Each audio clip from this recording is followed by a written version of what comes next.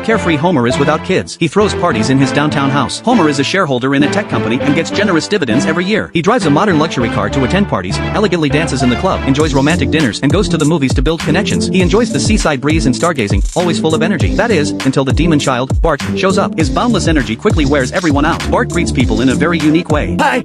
Ow, what's that? Before long, Homer and his wife become the most disliked couple. When Homer falls asleep while driving, Bart drives the car onto a boat. Since Homer brought Bart to work, his boss demands that he choose between his job and Bart. Bart thinks Homer picked him, but actually, Homer didn't make a choice. Bart tells Homer to call and apologize, hoping it might change their poor situation. When Homer calls, the boss scolds him harshly. Goodbye forever. Maggie used to be a reporter, but because of Bart's pranks, she quickly gets fired and has to pay a lot of money. No store welcomes them, and restaurants treat them like demons. On a doctor's advice, they decide to have a second child to reform Bart. The only safe place is out in the fire escape. They'll be quick. Woo! Now Mother Nature does the rest. That's how Lisa is born. Maybe it's the sibling bond, but Bart's pranks change, now targeting Homer instead. In the end, they move out of downtown and settle in Springfield. The things you love are right under your nose, and you still get a decent salary. With workers' compensation, Homer is living the dream. Burns goes on vacation, and Homer secretly enjoys the boss's life, but he doesn't want to fall into an office trap.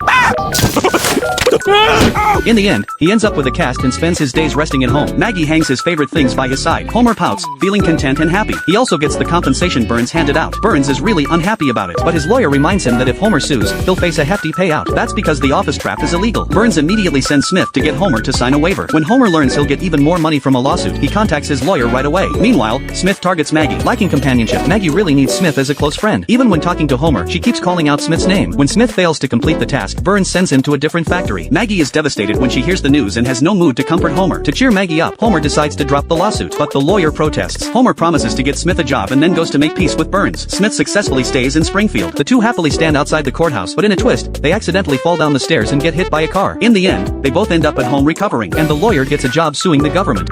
Too much ice in the drink. The supermarket owner gets arrested. Excuse me, this is madness! The ice cost me more than the soda! He blocked someone's path and was immediately taken away by the police. He threw trash into his neighbor's yard and got sentenced to a 90-day vacation in prison. Springfield's rules are strict. Bart is bullied by a local gang, and Maggie files a lawsuit against the government. With everyone's approval, Springfield creates an anti-bullying law. The police capture the bullies, and compared to real criminals, they're much easier to handle. The sheriff feels admired and works even harder to catch the bullies. The clown is reprimanding his staff for writing terrible jokes. The next moment, fully armed police show up and take the clown away. The citizens start abusing the law. Whenever something goes wrong, they label it as bullying. Yeah, a car just cut me off, license JDB653. He's a bully. Soon, Homer faces punishment. He's been freeloading off Frank's family for a long time, even throwing trash into their yard at night. Frank's kids choose to call the police. The sheriff quickly surrounds the Simpson house and arrests Homer for psychological treatment. The doctor uncovers the scars hidden deep in the bullies' hearts and makes them cry. Homer is no different. It turns out, he bullied Frank because he was jealous of Frank's thick hair and how he excelled in every way Homer didn't. After a period of rehabilitation, Homer becomes a role model. He's even put on a float and paraded around town, basking in the admiration of everyone.